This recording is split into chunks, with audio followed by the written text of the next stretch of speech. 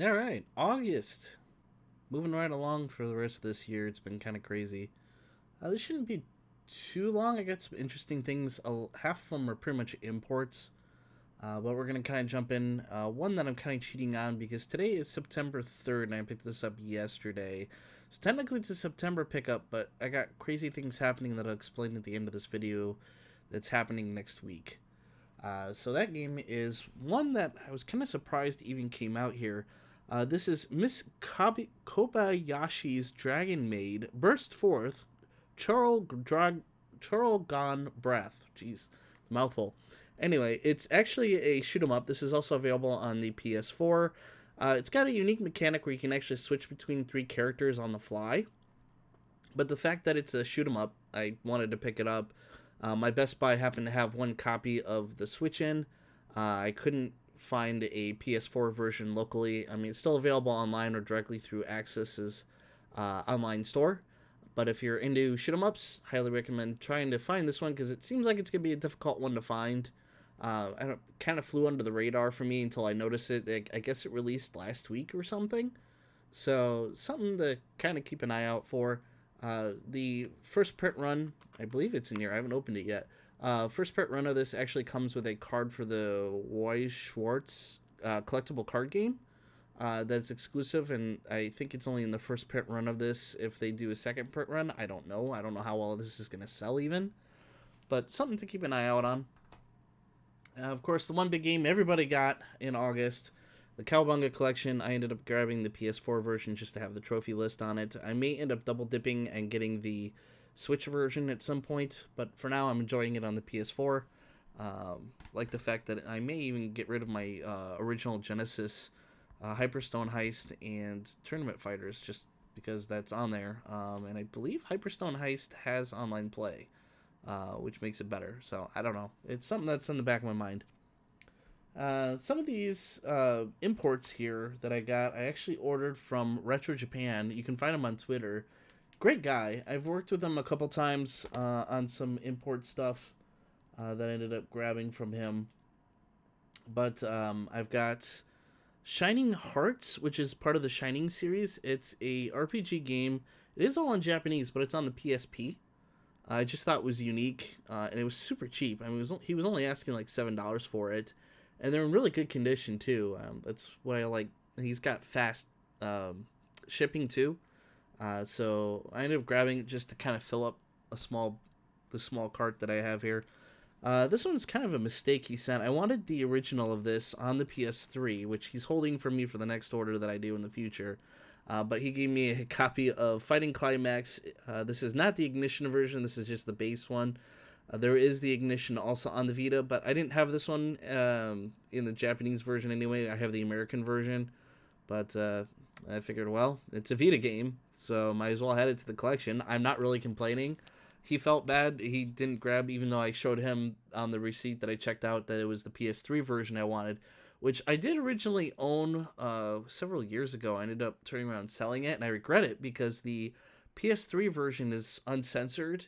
Not that they really censored much in it, but it was mostly like one of the characters was smoking, and then there was talk about tobacco and just some other odd things that really doesn't change the game per se in the American version too much. You just see the character look like he's holding a lollipop stick, basically, which is kind of weird. But I'm like, I had half of the trophies already for the PS3 as it was, and I was like, well, maybe I can go back sometime and finish that, try to get the rest of them, because the servers are still available and you can still play it online.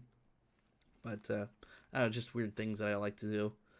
This is a unique one. I grabbed a couple Dreamcast games from him too. This is a puzzle game, and I don't recall the name of it. Oh, here it is.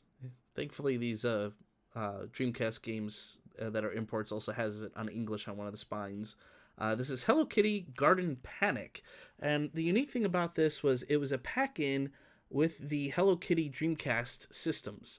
This wasn't really available for retail or in stores, and the only way to get this is if you actually bought the Hello Kitty system, which I don't have one yet. Maybe sometime in the future, but I mean they're getting more pricier as the days go on. I see the pink one quite a bit online. I don't see the blue one too often, and I like the blue color a little better than the pink, but I don't know. If someday I happen to have the extra cash laying around and it's burning a hole in my pocket, maybe I'll pick up the that system. But for now, I have the game, which, I mean, how many people can say that? It's just unique. And then the other one I was after was Rent a Hero #1. I've been chasing down this game actually for a while. Usually I see it on eBay. Once again, Retro Japan had this for a really decent price. So I grabbed it. I think it's only missing like the spine card, but I don't really care about that too much as long as I have the game in a jewel case with the instruction manual and stuff. This is supposed to be a really fun game. We were supposed to originally get this here in the West, and I guess it was canceled or they never finished the translation. There are fan translations of this game out there. Maybe someday when I put in an ODE in one of my Dreamcasts, I can get that fan translation and maybe play it that way. But for now, I have a disc version, and it'll play on my Japanese Dreamcast, which I do have. So it's not like I can't play it, and I'm actually looking forward to cracking this one open and giving this one a try. Maybe some year this might be streamed or shown sometime in the marathon. Another unique one. This popped up on Play Asia just out of the blue. I happened to be checking for Vita import games just to see what was out there. And this one doesn't come up very often. I was kind of surprised. There was this one and another one that I ended up passing on, which was the Muppets game, which got horrible reviews. Really bad game. A lot of people said it wasn't really worth the time, but and I don't really try to collect a whole lot of the PAL versions, which is what this is, because there's the UK version is in English, and they also have an Italian one with the Italian cover. And I grabbed one of the few English ones that they had, and this is Phineas and Ferb, Day of Doofenshmirtz. And I do recall seeing this cartoon on Nickelodeon or whatever, Disney or something like that. But I just thought it was kind of funny that we never really got this in the West, and the UK got a copy of it. So I was like, well, let's just grab the English version and see how it is, because people are saying this is actually a pretty fun game. So I'm like, well, I'll grab it. It was super cheap. It was only like $15. So I'm like, well, I might as well grab it now, because I don't even think right now it's available on their web store any longer. So, yay, more Vita games. One more. This one I kind of picked up on a whim. I don't know why I didn't have this one before. This is a pretty common one for importers to get. Puyo Puyo Tetris, which we did get in the West on the Switch, PS4, all that stuff. It's widely available. Again, super cheap. I think this was only like $8 or something. And I found it at a, surprisingly, at a local store in Madison. I happened to get in some Vita imports, which if you saw my 400 Vita game video, you'll see what other game. This is the other one that I picked up with that one. So another popular one that came out in August was Soul Hackers 2, which, bad on me because I own Soul Hackers on the Sega Saturn. I own it on the 3DS, and I have not played it yet. And I picked up the second game. Good thing is you don't have to play the first game to understand what's happening in the second game. There's very few references to the first. But I ended up picking up the Xbox version just simply because I figured, hey, I got the Xbox One X.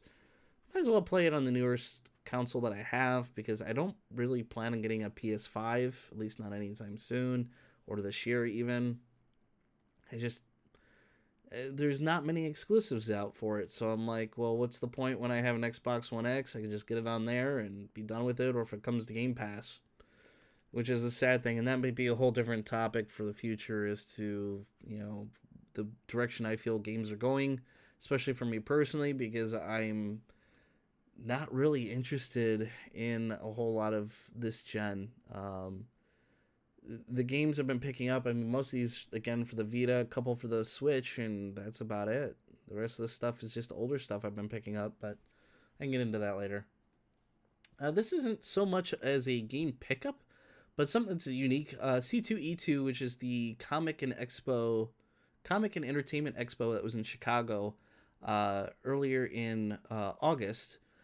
They had the original voice actors for the Teenage Mutant Ninja Turtles, so Rob Paulson and Townsend, who's actually what I got here. I thought I'd be kind of unique, which is surprising. He happened to be doing autographs right when I got there, and I stood in line. I was like the fourth in line, and I brought up two things. One was Berserk, which he voiced Puck in on the Dreamcast, and then this one, which is Rise of the Dragon, and you can see his signature here. He played Blade, the main character, and what's funny is I brought up both of these manuals to him, and he looked at him, and he goes, I don't recall ever doing anything for these. What character was I? So I had to point out, and I said, well, you were Puck in Berserk, and you were the main character in Rise of the Dragon. And he goes, I do not remember doing voice acting for any of those games. So he had his handler take a picture of the manuals, and he says, I'm going to have to do some research because I really don't remember any of that. But he signed it for me anyway, which I thought was funny. Coulson actually, Townsend. Screwing up his name. Anyway, he played Leonardo in the original Turtles. So that's why his signature was in blue, because he was signing a bunch of Teenage Mutant Ninja Turtle stuff. And I just had to be different and bring this to him. But I thought it was funny, because it's like, I really liked this. This is probably one of my favorite point-and-click games on the Sega CD. A lot of people like Snatcher, which is fine. Snatcher's enjoyable, but this is more affordable, and it has, I like the whole Blade Runner-esque thing to this one as well, which Snatcher also had. But it's just unique. I thought it was funny, so there's that. Next game up, I've been collecting these really lewd games for the Switch lately, and I thought it was funny that Funbox Media has been releasing these cheap solitaire and mahjong games for the Switch. So I picked up Pretty Girls Game Collection. This is 3 games in one. It's got your different version of mahjong, and then it has like your spider solitaire and stuff on it. But what I thought was unique, it also came with a Switch stylus with East Asia Soft on it. Just a pretty little blue purplish kind of thing. But what's unique is the Switch version has a full nude option on these characters, whereas it's not available on the PS4 version. So they did just recently come out with a second collection as well, with the same thing. I don't know why Switch is unique for that. But it's only available in this. And it's fairly cheap. And it was only $25 for the game itself. And then shipping was like another $5. So like for $30, and you get this cool stylus. I mean, mostly I got it for the stylus. Or at least I tell myself that. I'm not sure. But I thought it was funny. And it's got, the production on it's pretty nice. I mean, it has a nice little inside image. But, yeah, it's got Pretty Girls Mahjong Solitaire, Pretty Girls Panic. Oh, there's 4 games. Pretty Girls Klondike Solitaire, and then Pretty Girls Mahjong Solitaire. So, yeah, 4 games, $25. Pretty much worth it. It is available digitally as well, but again, only the physical version has that extra lewd option. So, that to me was pretty much a good reason to pick that up. But, thought it was funny. And then lastly, the big one, this guy, I ended up picking up the Astro City V, which I haven't even opened it yet, but I didn't pick up the other Astro City simply because it had a lot of games on it that was kind of pre-Model 2, and I'm a huge fan of the Sega Model 2 arcade systems, but this had a ton of shmups like Bat Rider and some ones that have never come to console. So I figured, well, if that was a way to get it digitally, because most of those arcade boards are like $500 to get alone.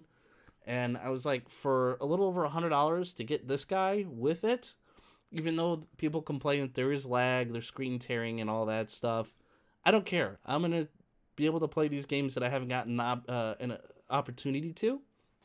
And that's why I grabbed it. So just the base model. I didn't get the extra kit with the stool or the stand or anything. I do have the Sega Astro arcade stick that I can use for this, as well as the pad. So that was my reason for grabbing it. So this will be a nice little toy to hang out and kill some time with at some point. But that's pretty much it for August. So some fun things, some interesting stuff. But other than that, that's it for now. As always, I thank you all for watching. I will see you next time.